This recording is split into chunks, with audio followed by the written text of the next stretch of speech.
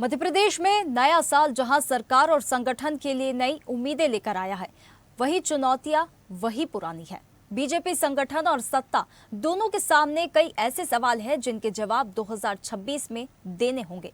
आखिर बीजेपी के सामने कौन कौन सी बड़ी चुनौतियां खड़ी है, देखिए हमारी ये स्पेशल रिपोर्ट में। दिसंबर 2025 में मोहन सरकार ने अपने 2 साल पूरे कर लिए हैं। अब सरकार तीसरे साल यानी 2026 में नए संकल्प और विकास मॉडल के साथ आगे बढ़ने की तैयारी में है। 2026 को कृषि आधारित उद्योगों का वर्ष घोषित किया गया है। वहीं बीजेपी संगठन भी नए साल में सरकार की नीतियों को जन जन तक पहुंचाने की रणनीति बना रही है। लेकिन हकीकत ये है कि नए साल में बीजेपी संगठन और सत्ता दोनों के सामने चुनौतियां कम नहीं हैं। पिछले 2 सालों से संगठन पुनर्गठन की प्रक्रिया जारी है। नतीजा ये है कि अब तक न तो निगम मंडलों में नियुक्तियां हो पाई हैं और न ही जिलों में पूरी कार्यकारिणी बन पाई है। प्रदेश अध्यक्ष तो मिल गया, लेकिन जमीनी स्तर पर संगठन की टीमें अब भी अधूरी हैं। साल नया, चुनौतियां पुरानी। बीजेपी प्रदेश कार्य समिति का गठन नहीं, मोर्चों की कार्यकारिणी अटकी, कई जिलों में जिला कार्यकारिणी नहीं बनी, निगम मंडलों में नियुक्तियां लंबित, प्रकोष्ठों का गठन नहीं। सरकार के लिए मंत्रिमंडल विस्तार बड़ी चुनौती। बीजेपी भले ही खुद को देश की नंबर 1 पार्टी बताती हो और एमपी बीजेपी संगठन को आदर्श संगठन मानता हो, लेकिन प्रदेश स्तर पर चुनौतियां साफ नजर आ रही हैं। 2026 में ऐसी कई सियासी पड़ाव आने वाले हैं जहां संगठन और सत्ता के बीच बेहतर तालमेल जरूर होगा। इसी वजह से दोनों स्तरों पर मंथन तेज हो गया है। संगठन अब क्षेत्रीय और जातीय संतुलन साधने की कोशिश में जुटा है। यही कारण है कि भोपाल, ग्वालियर, सागर समेत करीब 16 जिले ऐसे हैं जहां अब तक बीजेपी की जिला कार्यकारिणी नहीं बन पाई है। प्रदेश अध्यक्ष हेमंत खंडेलवाल को पद संभालते 6 महीने से ज्यादा हो चुके हैं, लेकिन जातीय और स्थानीय समीकरणों को साधने में संगठन को वक्त लग रहा है। हालांकि बीजेपी का दावा है कि टीमें भले ही पूरी न बन पाई हों, लेकिन संगठनात्मक कामकाज रुका नहीं है। घर में कुछ होता ही नहीं है, वो दूसरों से सवाल उठा रहा है।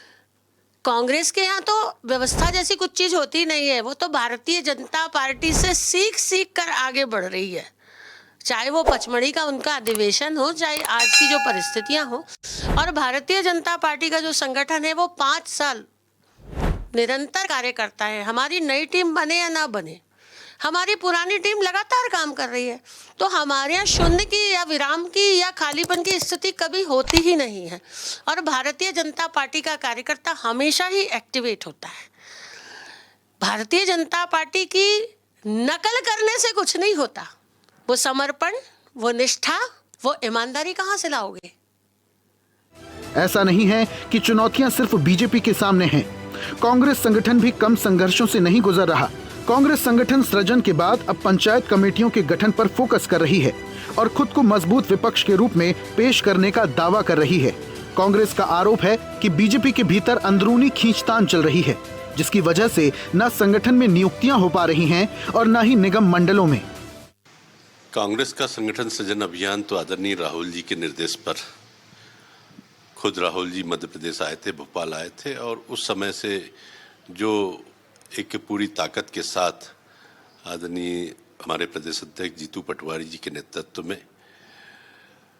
संगठन सृजन का अभियान निरंतर जारी है।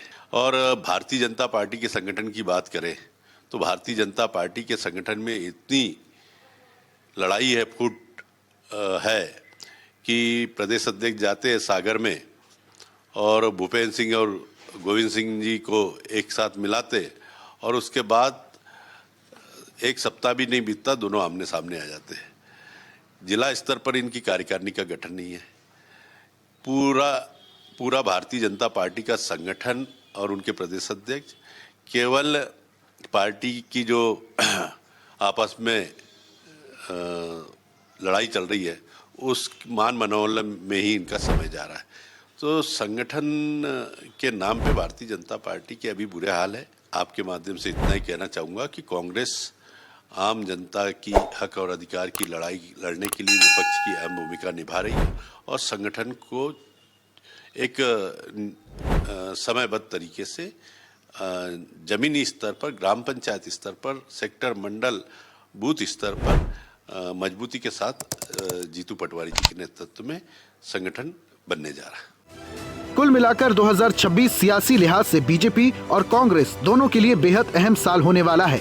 इसी साल से नगरीय निकाय और पंचायत चुनाव का माहौल बनना शुरू होगा। बीजेपी जहां अपने गढ़ को मजबूत करने में जुटेगी, वहीं कांग्रेस भी सियासी जमीन वापस पाने के लिए पूरी ताकत लगाएगी।